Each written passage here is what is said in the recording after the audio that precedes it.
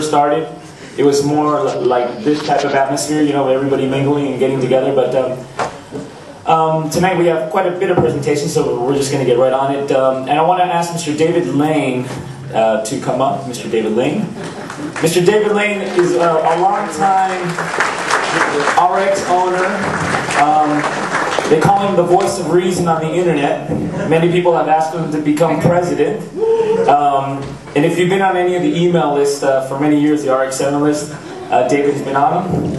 He's an original first-gen RX-7 owner. Still owns that first-gen. Has other Mazda product also now. But he wanted to give us a brief 5-minute speech on what it's meant for him to own an RX-7 in his life. And I thought I'd give him 5 minutes here to present it to us. David. Thank you, Ben.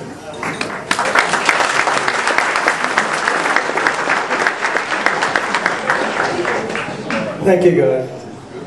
We're here tonight for a lot of various reasons, good rational reasons for some of us.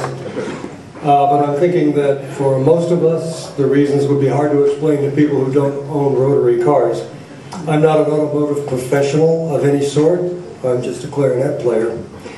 Yet it was somehow important for me to come out here from Baltimore to be with you today. The reason we get together, of course, is that we own great cars. Mine is a 1985 RX-7. I've owned it since it was new. And that's what I want to talk about tonight, great cars.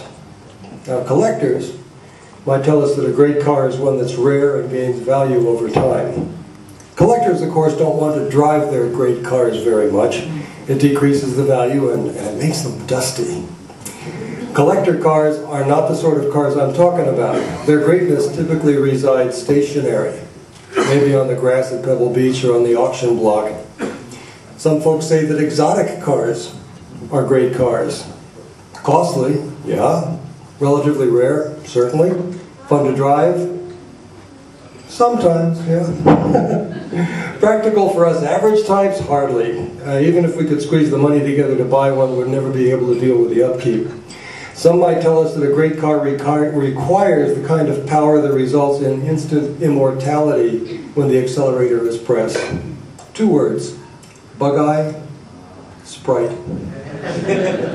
So what makes the kind of great cars you and I drive? Great cars were meant to be driven every day. There's no other way an owner can really bond with a machine. Great cars are visual candy. Now, really, how many of you walk away from your cars in a parking lot and turn around when you're, 20, 30 feet away just to look at it?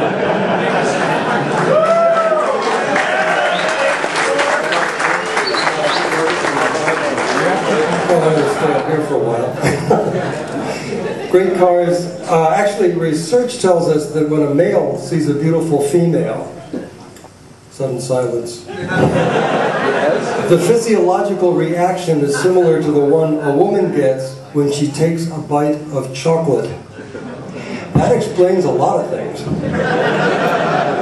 But certainly looking at a beautiful car is a pleasure of its own. After all, that's what we've been doing all afternoon. At least looking at cars won't make you fat or get you fired for creating a hostile environment in the workplace. Great cars create great memories. Certainly we all have our favorite car stories, whether from the track, the street, or from an event like this one. But more than that, a great car creates memories in others. Now some of you with the more modern rotary cars won't know this. I can't bring my first generation to an autocross without people stopping by. My dad owned one of those.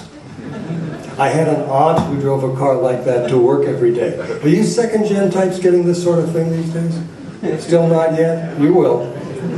I had a first generation in 1983. I beat the living hell out of that car for 70,000 miles and it never gave me a lick of trouble. But it finally had to happen. One guy came up to me and said, "That's a Mazda rotary? I didn't know Mazda made a car that looked like that." That's what happens when you get a car that's 22 years old. Great cars are totally involving. Every sense is heightened when you're driving a great car, even if you're just moving the thing from one parking space to another. There are no words for this, but Mazda got it right when the little kid who looked like one of the Munsters whispered, "Zoom, zoom." It's that quality in a car that makes you want to take the long way home. It's what makes you look at a twisty road and wonder what would happen if you tried it just a little bit differently this time. A great car doesn't demand, it just wants to play. There are highly capable cars out there that are simply too reserved to get excited about anything. You know the ones I mean. They're expensive, usually German, stylish, capable of mighty feats, but they lack the spirit that Mazda captures. It's a happy puppy thing, responding to every move you make. Come on, let's go for a ride. Great cars begat other great cars. It's what happens when people like you and me take one of Mazda's great cars and make it our own. The results are unpredictable, but we all know delightful, which brings us to the next item. Great cars are not perfect cars.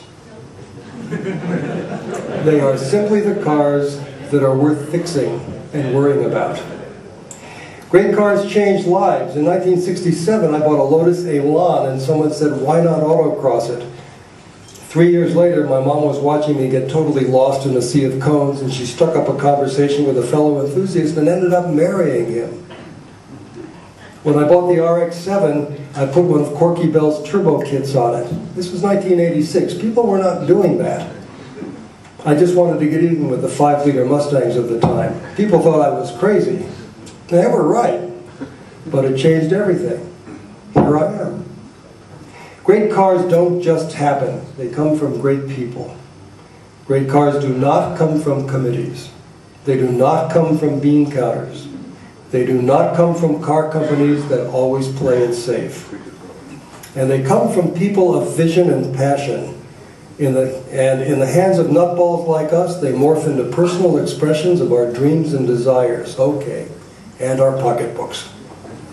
Some of us dream of what would happen if our cars had just 50 more horsepower. Others dream of racing. At a quarter of a century old, first-generation rotary cars are still being beat to death as Spec 7 racers on tracks across the country. Can you imagine a Spec 8 class in the year 2028? Those are great cars. So here's to the great people at Mazda who dream of great cars and bring them to market. And here's to the great people who provide us with what we need to keep them running and to make them our own. And here's to the great guys who bring us together around the country, but especially here at 7 Stock. As a musician, I understand that the most powerful part of being a human comes from our ability to feel, to be passionate, to experience life more fully. In truth, there are no words for it. But for people like us, it's about great cars. And to paraphrase my favorite philosopher, Tom Lehrer, when there are no words for what you wish to say, the least you can do is to shut up. And that's exactly what I'm going to do. Thank you.